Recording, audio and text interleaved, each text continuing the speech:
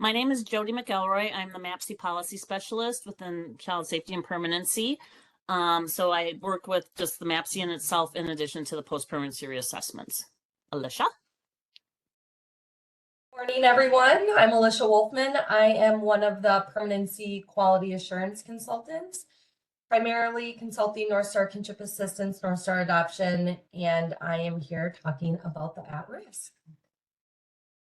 Okay, so this morning we've got, I think the PowerPoint has like 71 slides. We'll go through them rather quickly, some, and then, like I say, Marcia said that we'll afford questions as we go through. We're not very formal, so we welcome the questions and interrupt as you can. But like Marcia said, for case specifics, please reach out to me and Alicia directly, and we'll get those answered for you after the PowerPoint. So this morning, I'm going to do a review. I'm going to talk about the benefit overview and MAPC basics as they relate to North Star Care for Children. I'll talk about what the post-permanency reassessment process looks like. And then I'm going to hand it over to Alicia, probably about a third of the way through, and she's going to take the home stretch, talk about the at-risk conversions, what legacy adoption post-permanency reassessments look like, extension of benefits for when our kiddos, our youth are turning 18, any helpful post-permanency reminders that might be helpful for you as you navigate through the process. And then at the tail end, we've got multiple slides as far as how you can reach us within the permanency unit, different contexts, what we do, and different resources that might be available to you and your families. So talking about the benefit overview as far as North Star is concerned, with North Star, which launched January 1st of 2015, as you're all probably well aware, there's four main basic benefits that come along with the North Star's package. North Star is a fiscal program. It does define the way we do child welfare across the state. However, the four main benefits are we have a basic payment that is based solely on the age of the child. So there's a basic rate for kiddos 0 through 5, 6 through 12, and then 13 and older. And that kind of captures the necessary things that we need in order to raise children, such as their clothing, their food, shelter, daily expenses, and supervision. And then we have the MAPC that's going to help determine the supplemental benefit level for any of our kids. What it looks at is the extra care and attention that a family is giving in order to meet a child's needs. So it's a blending of child needs, how they're being parented. It's going to look different probably in foster care and as well as permanency and post-permanency, which is why we're here today to talk to you. Key to note that the at-risk North Star Adoption Assistance children, they don't get a monthly financial benefit. However, they do get medical assistance. And Alicia's going to talk a little bit later about those at-risk conversions. So when a disability has manifested itself, how we can turn that child's benefit into a financial monthly. We also have medical assistance that comes along with the package, whether it's foster care, adoption, or kinship. And then the fourth benefit is reimbursement of non-recurring expenses that are associated with finalizing adoption or a kinship. Differences between Title IV-E benefits and the non-Title IV-E. For adoption assistance, those kiddos are automatically eligible for Medicaid, so medical assistance, regardless of what state they are in. And for kinship assistance, those 4E eligible children are automatically as well eligible for Medicaid. However, it changes at the point a kiddo is determined to be non-4E relating to permanency. Out of state, it's dependent on the state they go to. I think there's only, that they reside in, I think there's only maybe 5, don't quote me, states that don't have reciprocity with Minnesota. So that depends on what state the child would reside in, whether it's through the ICPC process prior to finalization, or if they leave Minnesota after finalization through the ICMA process. Same thing for kinship assistance. Most often, children who are not 4E, the reciprocity does not, it's not as widespread as it is for adoption assistance. And we have Ashley Holmes and Ashley Samba out of our ICPC office who could answer more questions regarding the ICMA process.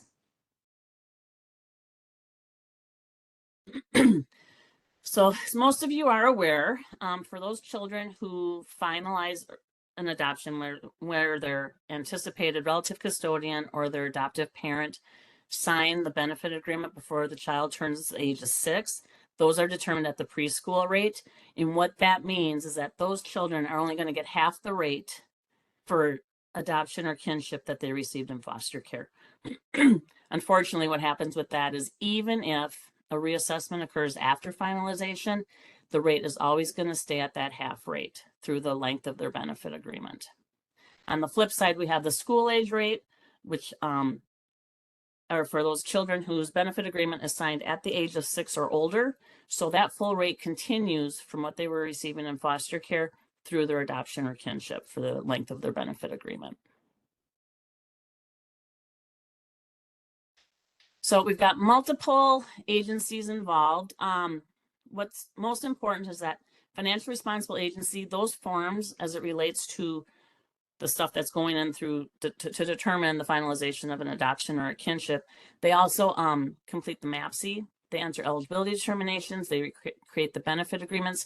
Because what happens with that is that being that North Star is a fiscal program, those payments are made out of the financial responsible agencies SSIS system. In talking with the state as far as how we determine those.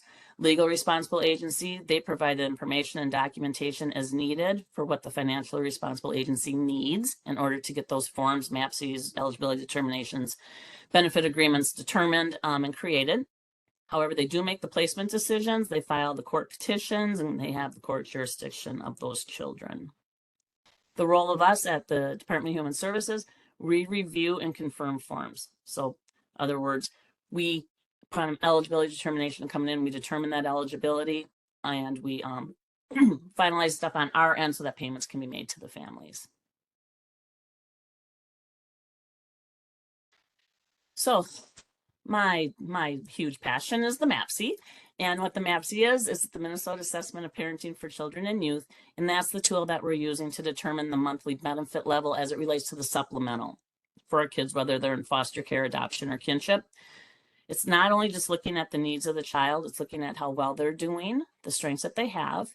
It's going to look at the needs and common experiences that all of our kids have while they age through the child welfare system. It's going to look at their developmental tasks. At the point the MAPC was developed, there was multiple stakeholder groups that came together and determined what those developmental experiences are for our children, how the children are parented.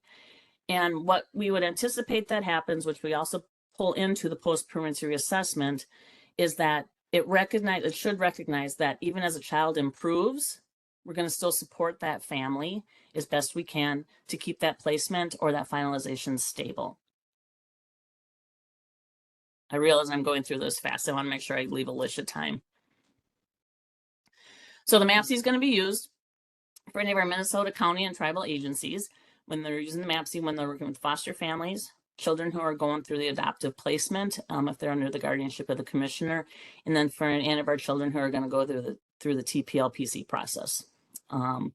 What it should be looking at is just the needs of the child and the youth. It's different than the difficulty of care assessment because we're also looking at the strengths and how those children are being parented in order to meet their needs. So MAPCs are individualized per child, unique to whatever situation they are in. And one thing to note too is the MAPC is about parenting, not services. So if you have a child that, let's say, is receiving PCA services, we would anticipate that the MAPC score may not be as high because we have that parental relief going into the home to help support that family caring for that child. So there's two different tools as it relates to the post-permanency process that we're talking about this morning. We have the child domains, and that's to capture the needs and strengths of our children and the parenting for those kiddos who are 0 through 12 years old. There's 8 different domains, as there are in the youth tool. However, the child domain has child care included in it, where that falls off at the point a child turns 13, and it picks up a domain called young parent, and that's to support our parenting youth. So our minor parents who are taking care of their children while they're in care to help support that foster family that's doing that. I'm not going to go through all the domains in depth. You should attend one of my MAPC trainings or our permanency regional training that we're running around the state doing, and we can go into that and some more. One thing I will throw out to you all now is if in fact you run into any issues as it relates to a MAPC you're doing for a particular child or youth, please reach out to me. I have no problem starting at domain A and going through domain H with you to figure out what we can do for your child. So these are just 2 slides based on what domains are captured for the child and the youth tool.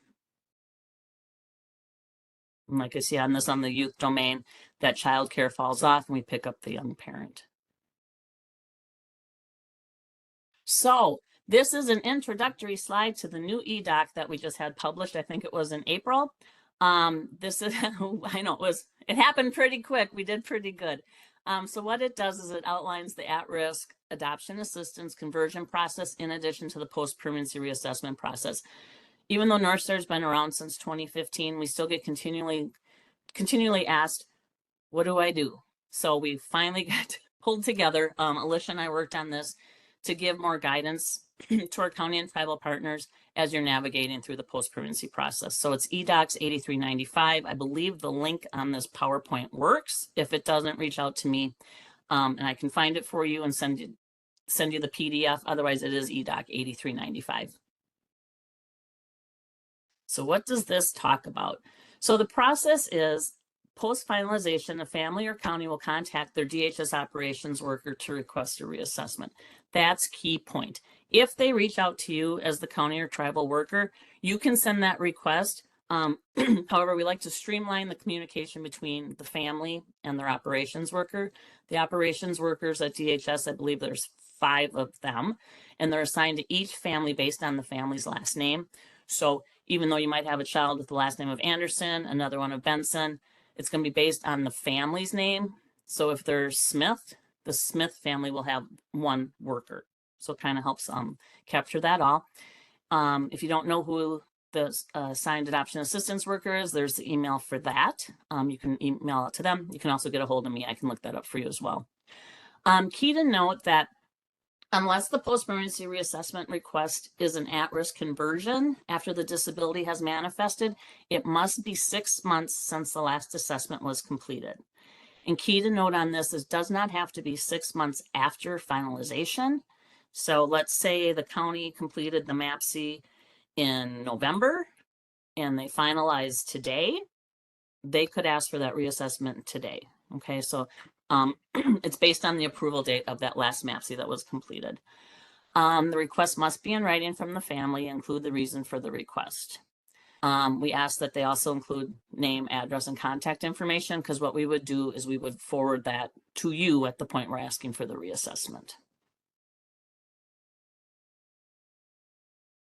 So what's going to happen is the DHS operations worker is going to locate that child on our side of SSIS and initiate the reassessment. And that's going to be sent to the Agency of Financial Responsibility because that work needs to be completed within that system because of the whole North Star fiscal reconciliation process. Key to note that the child must be cleared to Swindex before the reassessment can be initiated. So if that kiddo is already open on your side of the world of SSIS and already has a Swindex for the post-adoptive identity, our worker, our operations worker, will clear that post-adoptive identity to that existing Swindex number on your side. Best case scenario, best practice. That's what we want to happen. Sometimes we don't quite get it right, and we'll have the child with a couple different numbers. And if the post-adoptive identity is not found in Swindex, or if they forgot to check, that child will be cleared in the DHS side with a new Swindex number. So once DHS has initiated the post-permanency reassessment, that kiddo's current name and their Swindex, as what we cleared them to, will display on the post-permanency log on your side of SSIS. As we've gone through 8 years of North Star, you'll notice that these names don't fall off of the log, even when everything's completed. So it's going to be a long-running list. My advice to you is to look through the grid and sort by date if you're looking for the most recent ones.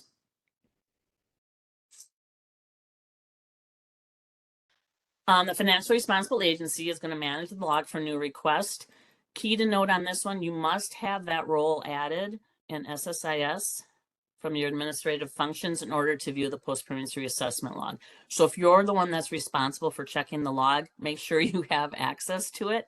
If you don't, get it, okay? Because what you don't see, you don't know is out there to do. We've run into that with a couple different agencies. Pending reassessments are going to be found on that log.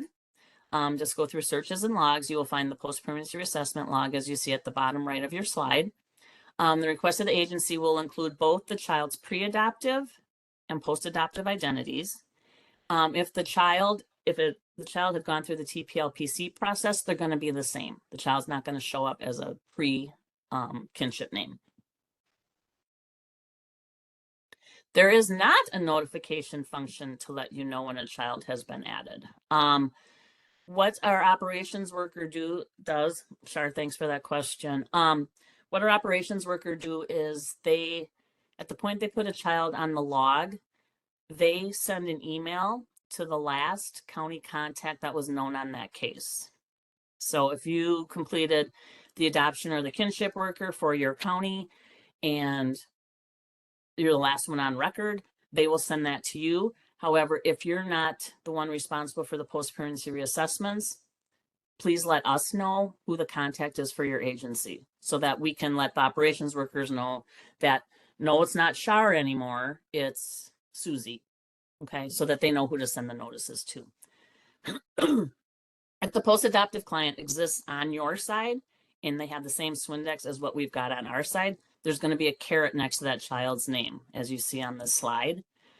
This allows you to expand the tree for that child and move forward with the reassessment. However, if the kiddo exists on your side and does not have a Swindex number or has a different one that's reflected on the log, there's not going to be that caret. And that's going to be the first time you're going to scratch your head and say, oh, wow, what do I do now? What you're going to need to do is you work with the help desk in order to get a data fix, because what we need those Swindex numbers to match. So what you're going to do is email the help desk on that. And I think the next slide describes a little bit more of what we're doing. I hope. Yes. If there's no caret to expand the person, that child should be added and cleared to the Swindex number that's on the post-permanency reassessment log that was determined by DHS. In order to clear to the local agency, you must create a new intake. In order, using that new participant, the intake should be entered as a service request and a description of need. You could put post-permanency reassessment. Then the intake can be closed or open for an assessment depending on your agency's protocols for completing the reassessment process. And then once that child's post-adoptive ID is entered as a client, it can then be cleared to the local agency.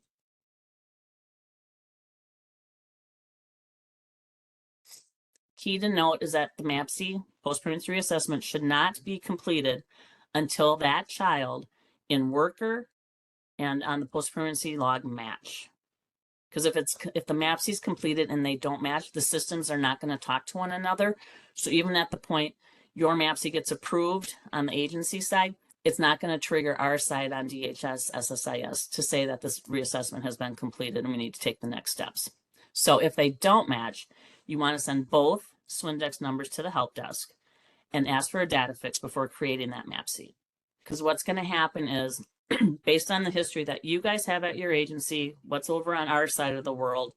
In addition, I know some things come into play as it relates to PMIs, the primary, the PMIs. Based on analysis, the data integrity team is going to determine which is the keeper Swindex number. They'll merge them of some sort. One number will prevail, and it's either going to change the number that we have on DHS or it's going to change the number that you have in your system. And once that is done, then you'll be able to move along with the reassessment. So what happens is in the MAPC setup tab, the purpose you're going to pick is post-permanency reassessment. Make sure you do that, because if you choose any other purpose, it's not going to talk to the DHS side of the world upon completion of that MAPC.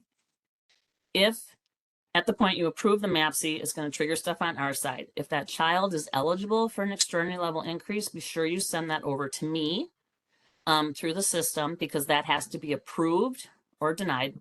99% approval rates. That needs to be approved before the MAPC itself gets into a final status, and then we can create the amendment to the benefit agreement. So what, excuse me, what happens is at the point the MAPC is approved, the system will trigger. If the results are the same or lower, there's a notification with an SSIS worker that you must notify the family or the relative custodian that there's not going to be any change made to the benefit agreement. We're not going to take money away from folks, and there's no sense going through an amendment if the benefit level is the same. And what happens is upon approval, the status in the log is going to change to reassessment not implemented, and it's just going to shut it down. And then the family can ask again in 6 months if things have changed. Most often, if a higher benefit level is determined and approved, the SSIS worker is going to automatically send a notification over to the operations worker at DHS. That's going to notify her or him that the MAPC was completed and the level went higher. What you need to do after that approval is you need to send a copy of that MAPC rating report to the adoption assistance, kinship assistance worker, operations worker over at DHS, because then he or she will be able to create an amendment to the benefit agreement and get that sent out to the family. However, note that if the post-pregnancy reassessment warrants an extraordinary level increase, I will take care of sending that MAPC rating report to the operations worker, in addition to copying you and your approver, so that everybody's on the same page. They know when the MAPC was approved. They know when I sent it over to operations to create the amendment to the benefit agreement. So I will work with you to get that over there.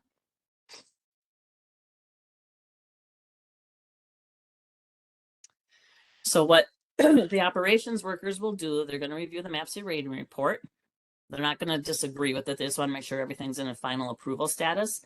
And at that point, they're going to create and send out an amendment to the adoption or kinship benefit agreement and send that out to the family for signature. Most of our workers will send that email. I know there's still a couple that get sent out snail mail. We're working on that. Once the family signs it and returns it, DHS signs it on behalf of the commissioner. So the date that he or she signs that is the date that the new rate goes into effect. So they're going to set up the new payment. They're going to issue back payments if necessary based on that date. If they approved, signed off on the amendment today, so June 6th, that family would get the new rate from the 6th, but it's not going to be payable till July when the new rate picks up, but they will get the back payment on that.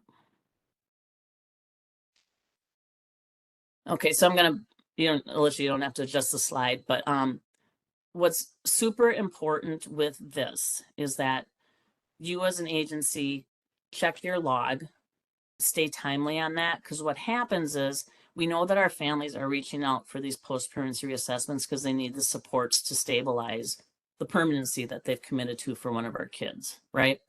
So we want them to get out there. We want you to get out there and do the assessment.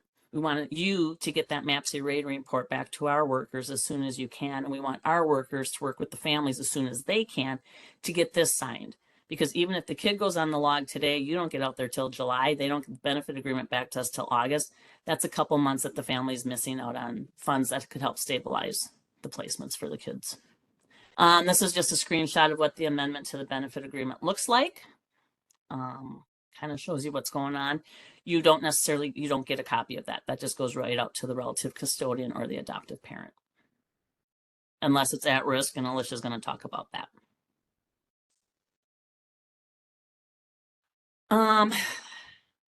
Did you just go backwards? Or do I have a duplicate slide? I did not go backwards. So I have a duplicate slide. Okay, let's just hit this one again. Must be super important. Okay. So just looking from a statistics perspective, since North Star launched in 2015, we've had 1,338 requests for post-pregnancy reassessments, which is significant. We have some chronic requesters, and that's fine. That's their right. Right now, we have a status 45 are assessments initiated. That just means the agency has not completed them yet. They're not in a final status. 146 have been canceled, meaning the family started the process and backed out for whatever reason they may have. 28 of them are awaiting completion of the benefit agreement, the amendment. Out of the 1,300, 259 have not been implemented. That just means the rate stayed the same or went lower. But look, we have over half of the post-pregnancy reassessments that have been requested have resulted in an increase to the child's benefit level. So that amendment has been completed. That's in a final status. Okay. I think we'll pause on this, and then Alicia can pick up, and then we'll do the questions at the end or as they come up. Sounds good. Thank you. Right, moving into what we call at-risk conversion requests. So again, like Jody highlighted, at-risk is for North Star Adoption Assistance only, and those kids with at-risk North Star Adoption benefit agreements do not receive that supplemental or a monthly payment. So if they do post-permanency have an at-risk North Star Adoption Assistance agreement, there is this conversion process. So similar to the reassessment, the family or county is going to contact DHS Adoption Assistance, or they can contact North Star Adopt Benefits, and they're going to request an at-risk conversion. It can be requested at the time that the disability manifests. Also has to be in writing from the family and include the reason for the request, name of the child, address, contact information. We also ask for a short description of what that child's use, current functioning, behaviors, and needs are. Similar to that reassessment, it can be in an email. It doesn't have to be a formal letter. So the family can just shoot off a really easy short email to either their operations worker or to me directly requesting their at-risk conversion request. So the parent at that time must provide written documentation from a qualified expert that a disability has manifested. It's really similar to what we do through the eligibility determination process. We're just doing it post-permanency. So it's still the same requirements. The disability documentation has to be current within 1 year. We are also looking at the statutory definition. And so it's important to keep in mind when we talk about a disability definition in itself does not mean that it will meet requirements to have the at-risk conversion. We look at severity, duration, and nature. It also has to have a substantial impact and limit one or more major life activities. So there's a lot that we look into as far as that documentation once we receive it. If the disability documentation doesn't meet requirements, the renegotiation request will stop and not proceed. And we'll talk a little bit more about how we work with families if that were to be the case. Again, we've gotten asked lots of times if we could have a list of diagnoses that would be eligible. Workers want examples, and unfortunately, because of the definition, and like I said, a diagnosis by itself does not meet requirements. So unfortunately, we do not have a list created stating certain diagnoses will meet requirements. It really is based individually and looked at individually. If you have any questions, we kind of highlighted all of our work is guided under 256N, and so the definition is in .02. If the documentation submitted meets requirements, then it follows that reassessment process. So I will then initiate the reassessment with the agency of financial responsibility. Same process, I'll also reach out that person listed in our SSIS worker as that county contact or agency contact, and we'll notify them that the child has been added to the reassessment log. Again, it follows the same process Jody highlighted before as far as needing the child has to be cleared from Swindex before the reassessment can be initiated. And again, it talks about those difference in the Swindex numbers and potential data fixes or the process if they have a Swindex or no Swindex in SSIS. So similarly, the financially responsible agency is going to complete that MAPC assessment with the family. Once the MAPC has been approved, I also need a copy of the MAPC rating report. So the MAPC rating report will be sent to DHS. That's then what triggers the amendment, which will be sent to the family and the financially responsible agency for signature. So this is a little different. We capture all of those signatures at this time because we are amending the benefit agreement to now include a monthly basic and supplemental payment. Once DHS receives the amendment back, we sign it, and that's the date that the payment will start. Again, it's highlighted in the benefit agreement. And it is why we try and be very timely on these, because the payment date does go back to when DHS is able to sign the amendment. Once the amendment has been signed by all parties, we're going to send a copy back to the family and the agency for their records. And then DHS will change the status on the log to amendment completed. Here is a screenshot of what the amendment to an at-risk benefit agreement looks like. As you can tell, it's a little bit longer. It is a 3-page amendment. That second page is where it highlights what the rate will be. Like Jody mentioned before, between the preschool and the school age rate, that does remain. So if the child finalizes at risk or Star adoption assistance at the preschool level, disability manifests when they're 10, it will still remain at the preschool rate. So the payment will show on that second page. And then the third page is the signature page. Like I mentioned, if documentation submitted doesn't meet requirements, we really try and work with the family on additional documentation that may be submitted. I don't formally close them. I do tell the family that documentation doesn't meet requirements and they can ask for a reassessment at a later time. Otherwise, really try and work with them on seeing if there's maybe an IEP or other medical documentation that they can submit.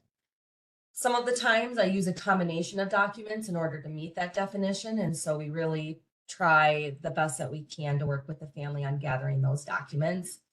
A lot of the time, you as an agency worker are also helping coordinate that. Maybe the family has already submitted due documentation, and so then it's the agency submitting documentation to us. Either way, we just need documentation current within a year. If there are any questions on it, some of them, unfortunately, we live in the world of gray. So if I have any questions or unsure, I will bring it to team and consult. So it's a team decision being made. The more feedback is helpful sometimes, especially if they are little, very young. Sometimes that documentation can be a little challenging. So we'll bring it to team and consult on. The at-risk conversion request will close if ultimately we aren't able to meet the requirements. And then, like I said, another request can be made in the future at any time. There isn't that same 6 months since we didn't do a MAPC reassessment. So I'll have families contact me and maybe they're in the process of having a neuropsych done, and then they won't get a copy of that diagnostic until several weeks later. I just encourage the family, as soon as they receive that documentation, to send it on. If it doesn't meet requirements, there is no contact made with the financially responsible agency. Typically, sometimes families will go through the agency and the agency will contact us. If the agency is involved at that earlier time, we will make sure to wrap back so everybody is on the same page. Jody did some numbers, just shows the number of at-risk conversions that we have received and the number that we have approved. As you can see, kind of the longer that we go on, the more requests that we are seeing, which is great. Unfortunate that children are manifesting disabilities, but it's also great, meaning that we can then help them with that financial payment. So last year we received 41, approved 30. Some of them might have carried over into the following year, but it looks like in total we have approved 66 of those at-risk conversions. I only see that number growing. Like Jody said, North Star has been around since 2015. So I think that the longer that we go into this and as youth are aging, we'll continue to see an increase in the at-risk conversions. I also think that sometimes families aren't aware that this is even a possibility. So a big push that Jody and I are trying to do is let agencies and families know that there are post-permanency resources and what that looks like. And the at-risk conversion is a big piece of that. We also have some legacy adoption. So legacy adoption are those kiddos that we finalized prior to January 1, 2015. We still have children and youth on legacy adoption. It's important to know that there is a difference between legacy and North Star adoption assistance. Legacy also has a reassessment process, and it looks different, and we will talk about that now. The family contacts the county where they live, and then that county is the agency that's going to complete the reassessment. A MAPC is not completed with legacy cases. They have their own reassessment form that the agency will complete. Parents similar are required to request a reassessment in writing. They're going to send that to the Minnesota county where they live, or the child's Minnesota tribe, or the agency which facilitated the adoption if they lived in another state.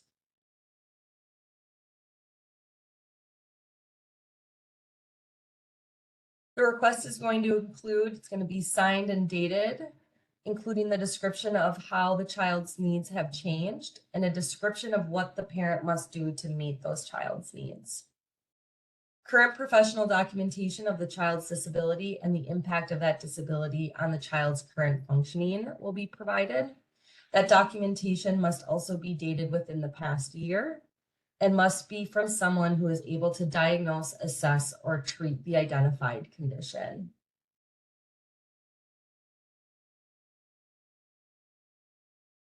The agency must then meet with the adoptive parent and offer any services that may be available through the agency. And then you're going to complete that supplemental needs assessment form. So that's what you're completing instead of the MAPC assessment. It can be found in SSIS documents. You're going to use this form, meeting with the parents and the documentation submitted, and any other resources that you may find helpful to complete that supplemental needs assessment form. It pretty much will guide you in making a recommendation of a supplemental level payment. So in addition to that recommendation, you're also going to provide copies of all the documentation submitted by the adoptive parents, including their written request to DHS. So you'll send their written request, any supporting documentation, and that supplemental needs assessment form. You can send it directly to the assigned DHS operations worker or adoption.assistance@state.mn.us, and they will route it accordingly.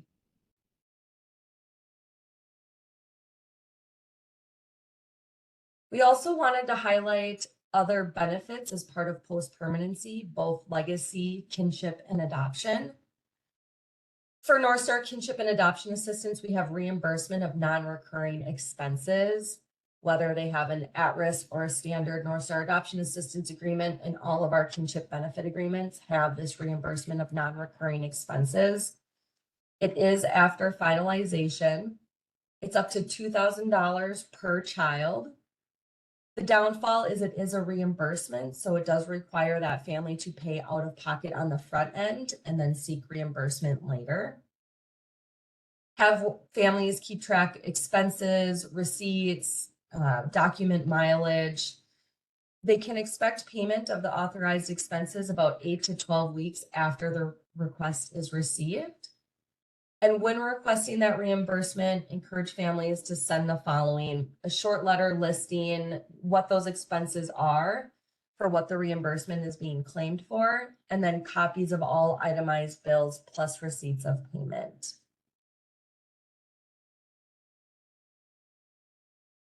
Some examples: if there's transportation, so that mileage, the date of the travel for finalization, so for the adoption hearing or for that TPLPC hearing.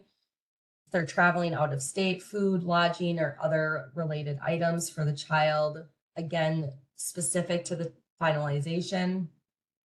Maybe court costs, attorney fees, birth certificates, anything that's non-recurring. There's also a nice resource on our benefit information portal website that also talks about the reimbursement process for non-recurring expenses. There is also home and vehicle modification for our North Star Adoption Assistance agreements. Unfortunately, it does not include the at-risk benefit agreements, but if they have a full standard adoption assistance agreement, there is home and vehicle modification. It's there to meet the special needs upon which eligibility for adoption assistance was approved. So it's based on the disability at the time of that eligibility determination. Knock on wood, say a youth got into a car accident when they're 16 and sustained a disability from that. Unfortunately, if it was after, home and vehicle modification may not apply because, again, it's based on the special needs for which eligibility was determined. Please, please keep in mind, it's pre-approval, pre-authorization is required. The reason for that is, as you can imagine, home and vehicle modifications could be very costly. So we do not want families to go do home and vehicle modifications before they get this approval, just in case that for whatever reason it doesn't get approved. We don't want to have the families be paying thousands of dollars out of pocket and then not being reimbursed. So there is a pre-approval, pre-authorization is required.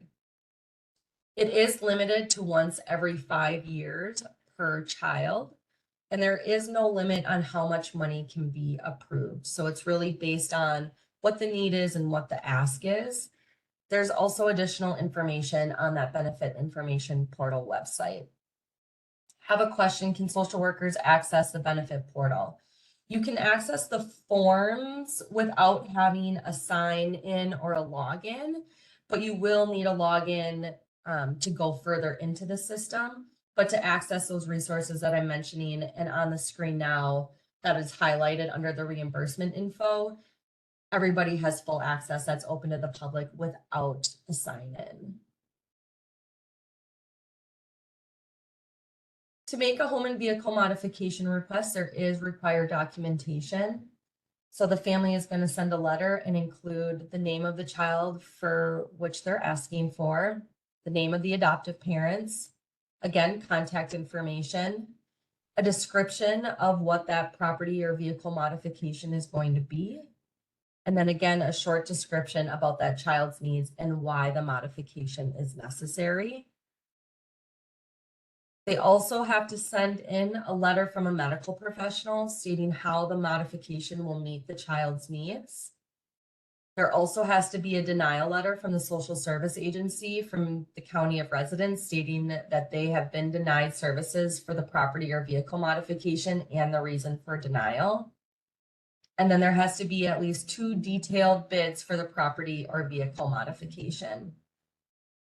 So again, trying to seek out services within the agency first, and then they can ask for that home and vehicle modification through DHS.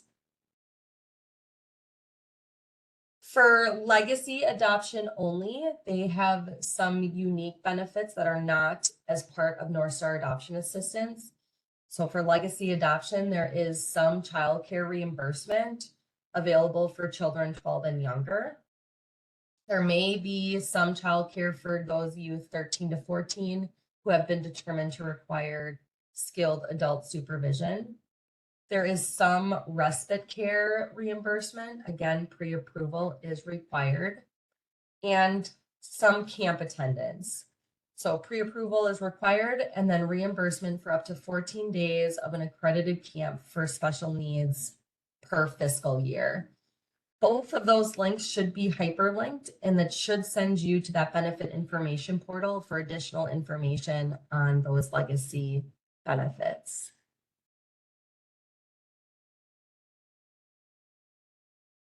Also, for post-permanency, wanted to talk about extensions. Both North Star Kinship Assistance and North Star Adoption Assistance, youth may be eligible to receive an extension up to the age of 21. DHS, if the youth is close to turning 18, they're going to send documentation 4 months before that youth's 18th birthday. Family will then have 2 months to return documentation back to DHS. And that amendment must be signed by the adoptive parent or relative custodian and DHS at least 10 business days prior to agreement end date. It's also based on the extension requirements are based on the age of the child at finalization. If you have a family that contacts you and says, hey, we got this, we're past the 2 months or we're really close to the 18th birthday, please encourage families to always send in that documentation to DHS. Let DHS and operations determine whether or not they've met this timeline and the requirement. If for whatever reason they were to deny that request, it would prompt, the family would have an option to appeal. So always just encourage the family to send in that paperwork, and let DHS determine whether or not they will approve it or not. And like I said, Minnesota, we have a lot of appeal opportunities for families. So if they don't send it in, they won't have that opportunity to appeal. If we were to deny, then they can appeal that. For the extension criteria, we'll start with North Star Kinship Assistance. Again, it's based on the age of finalization, and it's kind of that significant 16th birthday. If the TPLPC, which is a transfer of permanent legal and physical custody, finalized prior to age 16, that youth has to be dependent on the relative custodian for care and financial support and possess a physical or mental disability which impairs their capacity for independent living. If the TPLPC finalized on or after the youth's 16th birthday, again, they have to be dependent on that relative custodian for care and financial support, and then they have to meet one of those following criteria. As you can see, it's very similar to what those requirements are for extended foster care. So in both scenarios, they have to be dependent on the relative custodian for care and financial support on or after age 16. It's just one of the following. So they could be, maybe they're still attending high school, attending a post-secondary, employed for at least 80 hours a month, or incapable of doing any of the above due to a medical condition or disability. For North Star Adoption Assistance, again, it's that 16th birthday is kind of how we determine it. If the adoption finalized prior to age 16, that youth has to be dependent on the adoptive parent for care and financial support, and completing secondary education or possess a physical or mental disability which impairs capacity for independent living. Again, as you can see, for adoption finalized on or after age 16, it's the same as it is for North Star Kinship Assistance, that youth has to be dependent on the adoptive parent for care and financial support, and then one of those following criteria before. It's important to keep in mind with extensions that it is not a one and done typical thing. A lot of the time, the families are going to have to ask for multiple extensions to get up to the age of 21. The extension period is going to be based on what the family is asking for. So say if the youth is still in high school, maybe 6 months out to graduation, that extension then might be for 8 months. Again, the same process. At the end of the extension, operations is going to send information to the family with that closing letter and say, hey, your benefit agreement is going to be ending on this date. Are you going to be applying for another extension? Otherwise, it will close. So families potentially might have to ask for multiple extensions to get up to the age of 21, and that it is not just a one and done extension.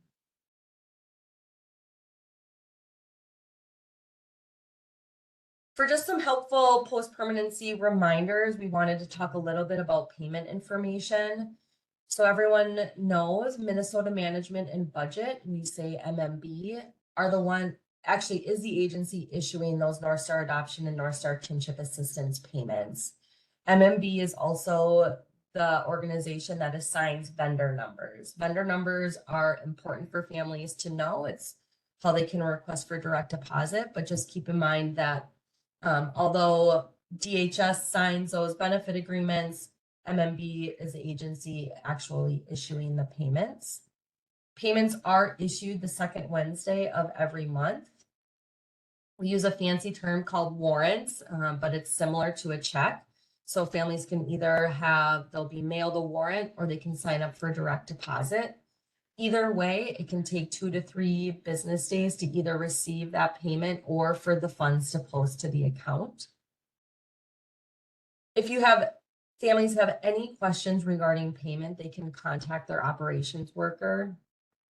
Also, that benefit information portal website, We try and update that with payment information. Sometimes there can be a delay in payment. Maybe there's a holiday that falls in, and so the payment, if it doesn't go out right away, the BIP information should be updated, and families can check that out as to why they may have not received payment. Also, just keep in mind that there are automatic adjustments made to a family's rate. Every year it starts July 1 and it goes to June 30th. There are new basic and supplemental rates. There's generally a very small cost of living adjustment, so a COLA increase. Anytime that rate is going to be automatically adjusted for the family. So the family doesn't have to contact operations every July 1 and let them know about that cost of living. The system is going to automatically do it. The system is also automatically going to adjust based on, for those significant birthdays at age 6 and 13, that basic rate for the age is going to automatically adjust. That change is going to make, like most things, SSIS on the beginning of the month. So if their birthday is on the 15th, that rate is going to increase on the 1st. Childcare is also going to automatically, instead of increase in this case, childcare is going to decrease automatically. It goes up until the age of 7, and then it's slowly going to drop off until completely once that youth turns 13.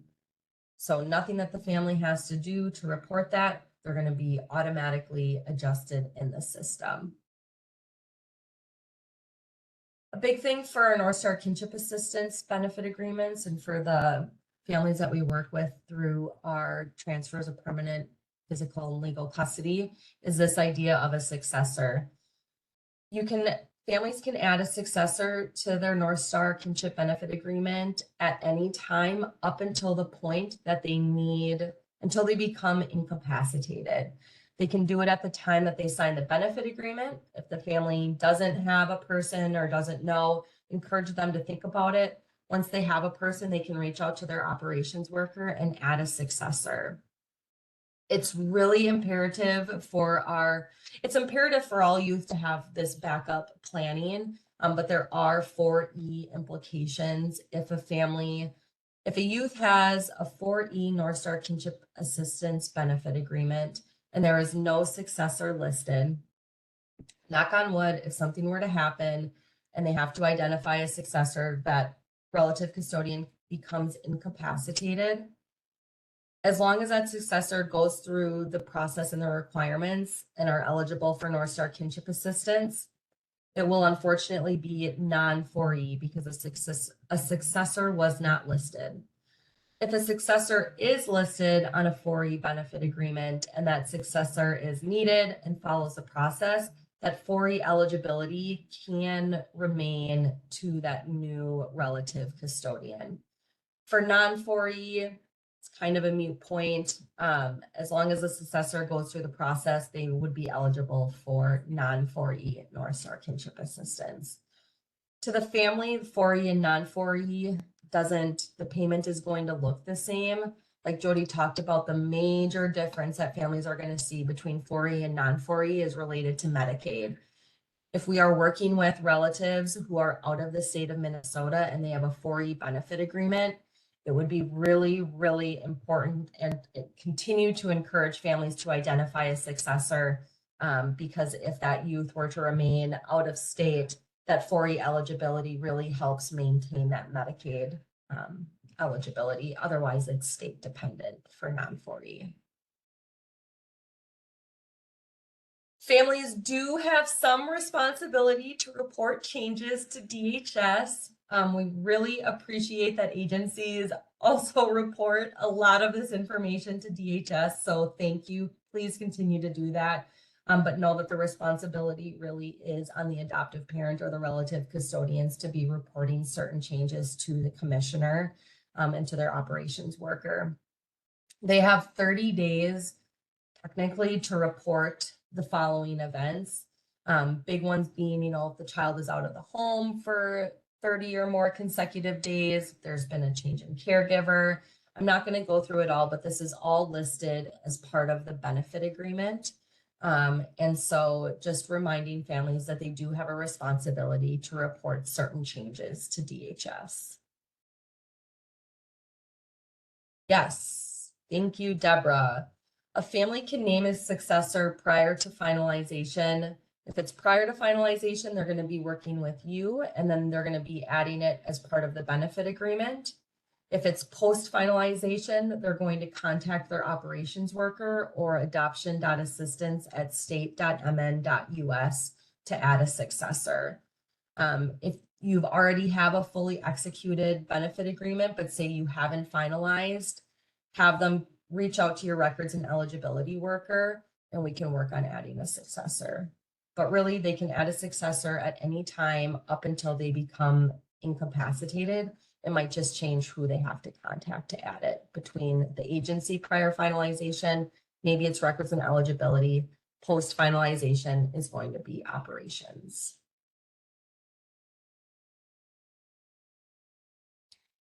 I have a fancy slide, but we're kind of answering questions throughout. Do you have any, Jody? No? No.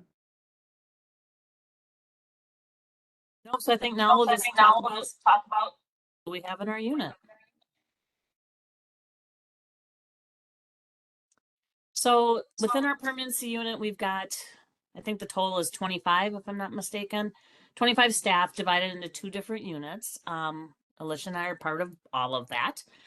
So right now we currently have 6 records and eligibility consultants, and they're the ones that are working with the county and the tribal agencies, divided on based on averages. Kathleen Heinecker is the supervisor of these folks, just based on the numbers. So you might see changes within your records and eligibility staff. Their process is they do things in the order in that they're received. They review and they approve all kinship and adoption paperwork, approve the APAs that come through the adoptive placement agreements, and then they just confirm the KPAs, the kinship placement agreements. They are going to be the main point of contact for workers before finalization occurs. Same within Alicia's unit, which of course, because she's part of this part of the group, the permanency quality assurance folks. So there's Alicia, Katrina, and Vanessa, and they share the bulk, across the state. They divide up the county and tribes across the state. This also is based on numbers of counties that we're working with. They provide training and technical assistance. They review cases, forms, case consultations. They provide backup for records and eligibility, whether it's a medical leave, vacations, whatnot. They're well-versed in everything that goes on within the paperwork and the processes to starting the adoptive kinship work up through finalization. They're the ones that are reviewing the finalized orders that come in. And then once those are finalized in our system, then payments can begin. And then we hand, the cases over to our operations workers to continue that post-permanency stuff that happens with the payments and the reassessments. 2 policy specialists within the unit. I'm one of which for MAPC policy specialist, and then Heidi Ombisa Scallett. She is our adoption and kinship permanency policy specialist. She's amazing. She's like one of the smartest whips I've ever come in contact with. If you have any questions, reach out to her. I would say first start off with Alicia, Katrina, and Vanessa, who's ever assigned to your agency. And then sometimes we will pull Heidi into that. And then there's one supervisor, which is Kathleen Heinecker. The other half of our unit is the operations workers. We currently have 5, currently have 4. We're in the process of hiring the 5th. Families, like I stated earlier, are divided based on the last name of the parents. And I'm not sure how they decide if mom and dad have different last names, how they decide that, but please note it is based on the family's last name, not the child's. They're the ones that are going to be initiating the post-permanency assessments. They're the ones that will contact Alicia if it's an at-risk and hand that over to her for the conversion process. And they are constantly going to be the main point of contact for any of our families post-finalization. So they are their people at this point. They wouldn't reach out to the records and eligibility folks. They sometimes do reach out to Alicia and her crew, and they will work together with the operations folks to get those questions answered. We have 1 staff that is assigned to the SAE, Post-Adoption Search Services. That's Crystal Graves. She works a lot with the post-adopt contracts that we hold on our side. And then Michelle Frazier and Shanae Rasmussen, they help coordinate the public-private adoption initiative. So they're working hard on that. Some more contracts have just gotten approved through them. Currently have 3 interstate compact ICPC staff in the process of hiring our 4th. So hopefully that will happen within the next week or 2. We have 4 clerical support staff. They do a lot of our records and imaging. And then 1 supervisor, which is Michael Peterson.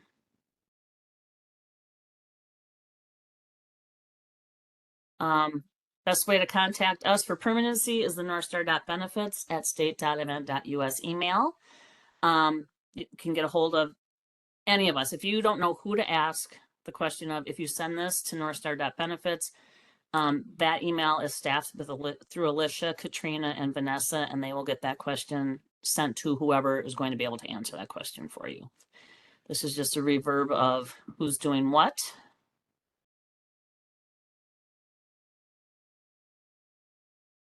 And then Lish, you want to handle the contact information? Sure. So yeah, here's a list of our current operations workers with their current breakout. Once we add in, or once they hire for that 5th, the letters are going to be kind of reshifted. So, you know, that adoption.assistance@state.mn.us is just kind of a great general. They've been pretty consistent, but just know that there may be a change. We wanted to provide direct contact information for all of us. We really strive to be open and transparent and reachable. So please, you know, take our contact information and share it. Same with our records and eligibility workers. Like Jody mentioned, they are also assigned different agencies. If you are not sure who your records and eligibility worker is, you can always email northstar.benefits@state.mn.us and we can help look them up for you. Again, records and eligibility are Ryan, Suzanne, Nicole, Brett, Jessica, and Karen. Knock on wood, we've had a pretty solid crew there. So the counties and tribes assignments have remained relatively the same. Every once in a while, they do get shifted, but it has been pretty consistent for a while. Same with Katrina, Vanessa, and I. You have our direct contact information. We are also assigned agency, so if you aren't sure which one of us is assigned to your agency, again, reach out and we will let you know. The larger agencies, Hennepin, Ramsey, St. Louis County, White Earth, and Red Lake, we are assigned all of them. So whoever is on our CRM coverage for that day will follow up. But what's nice about that northstar.benefits email is someone is always covering it. So it's a nice email if a worker is out of the office to use that as a resource. You mentioned who our supervisors are. So we have Kathleen and Michael. Also our policy specialists, Heidi and Jody, with their contact information. The permanency unit, we don't have ICPC on there. We have a very large group. We encompass a lot. So we have Michelle and Crystal on there. Michelle does PPAI. Crystal does a lot with SAE and other grant services. For additional DHS units, just wanted to provide some other helpful emails that you may not have. Mapsy, she just got a new general email for her. So, you know, Jody will say contact her directly, but there is a new Mapsy email that you can also use. ICPC, any ICPC questions, Ashley and Ashley, they are great. Please send them email questions. For 4E, they believe we have 4 regional trainers, and we've hyperlinked that map. So similar, they are also assigned different agencies. They are also wonderful. They will come and train. Please use them to your benefit. They are super knowledgeable. Any 4E question, even if it's at the time of removal and going through those AFDC worksheets, or if you have to do reconstructed or extenuating circumstances, or all the fun that may happen at the time of removal and you have 4E questions, please share this information. Most of the time, probably financial workers are the ones kind of completing those determinations, but they are a resource to your agency. So they will do training and answer questions.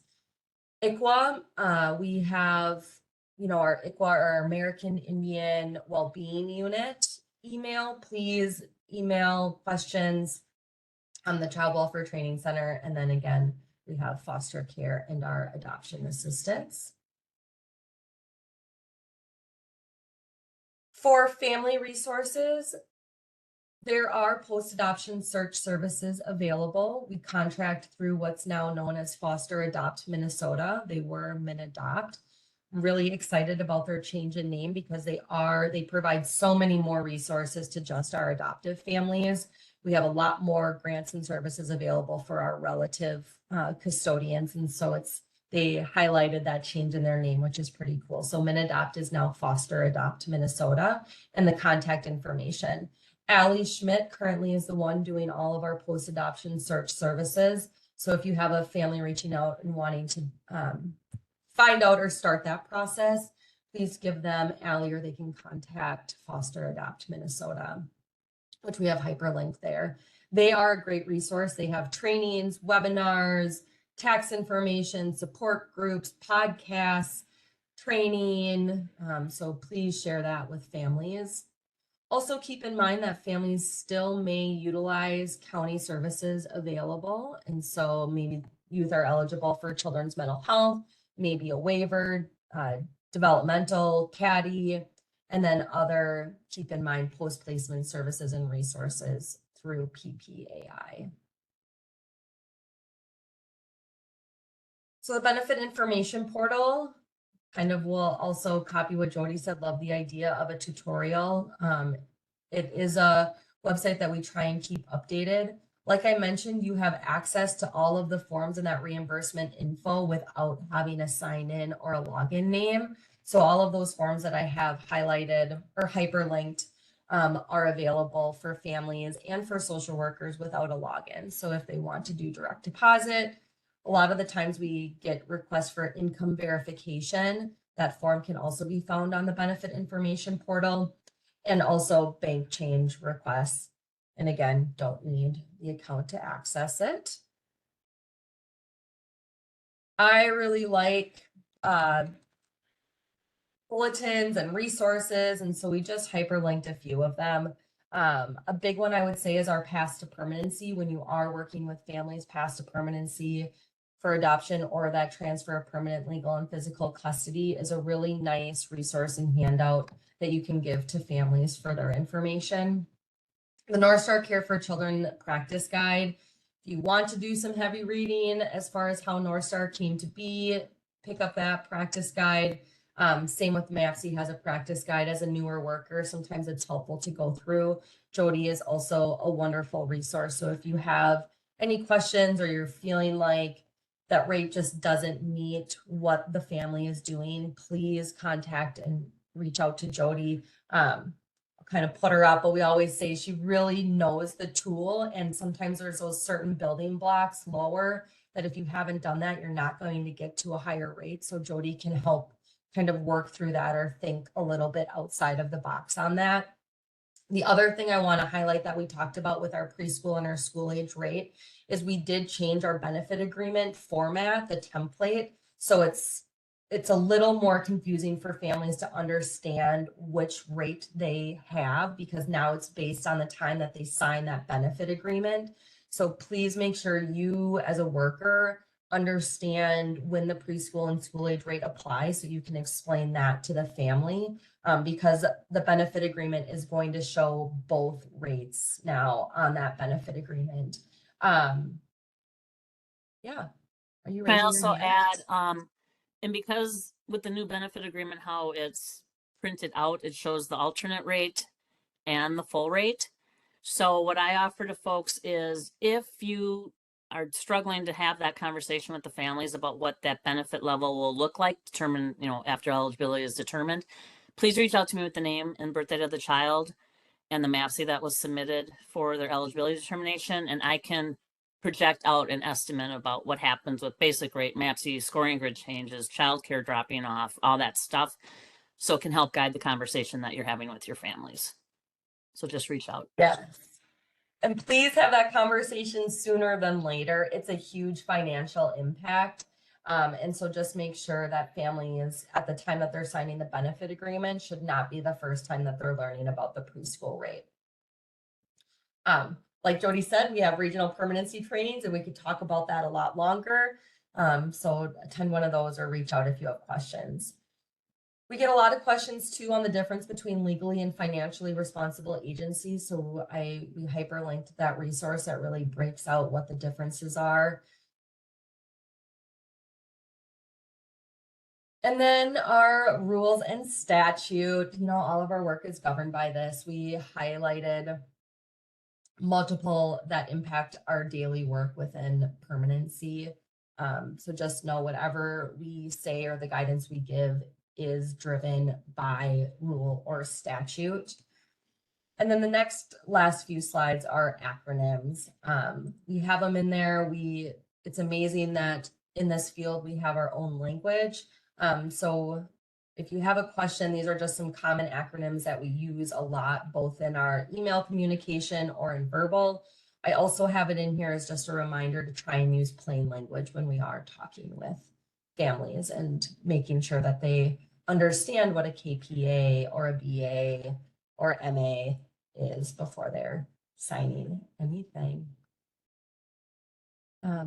That is all we have on our formal PowerPoint. We love the questions. We have time. So if there's things that you're thinking about, put them in chat. Not sure if you can unmute and ask.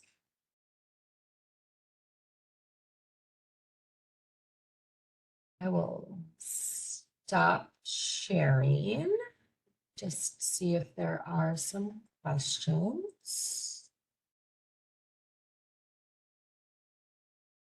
I don't see anything quite yet, but we can give people another minute. If anybody wants to raise their hand, I believe we can unmute them if they want to speak rather than enter in chat. Love to hear voices.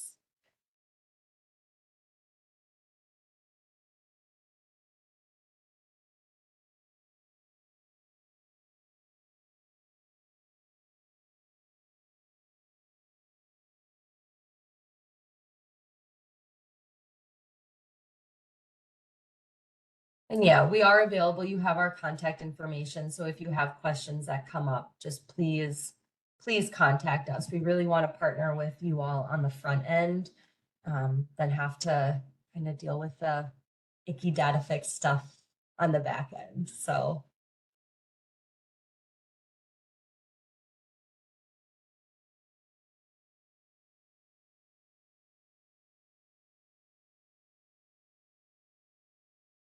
Not seeing anything. Looks like you Okay. answered everybody's questions. At least right now, until the tricky, it's always seems cut and dry, and then comes up. So we're always here. Thanks for the feedback, Annie.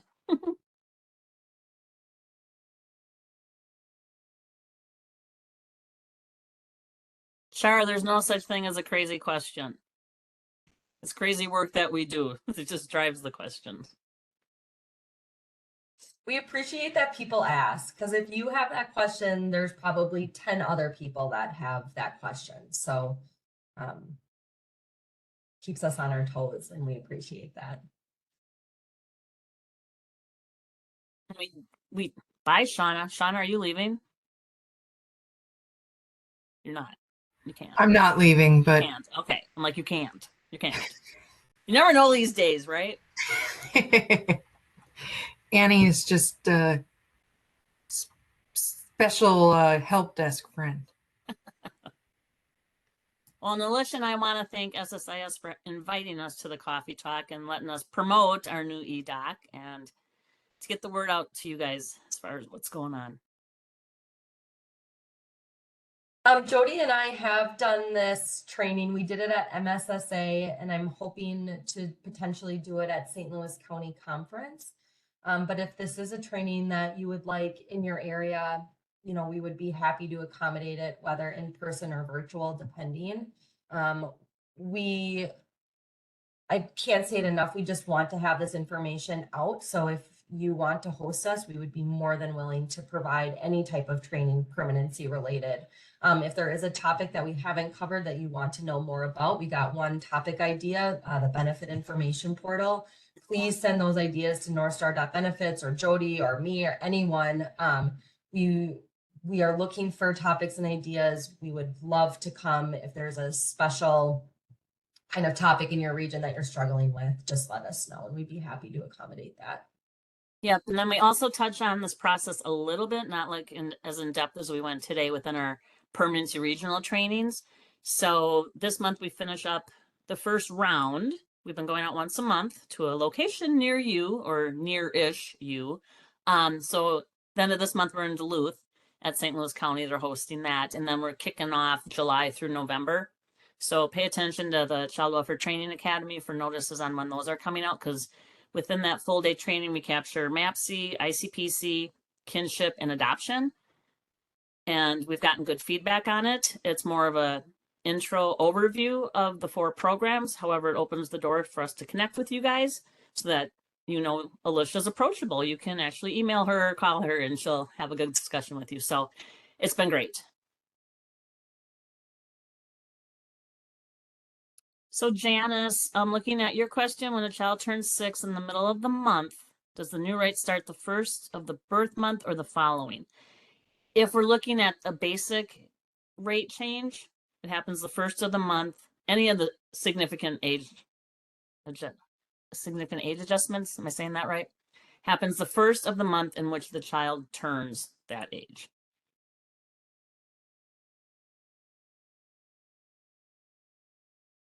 And that happens for basic rate, MAPC rate changes, childcare decreases,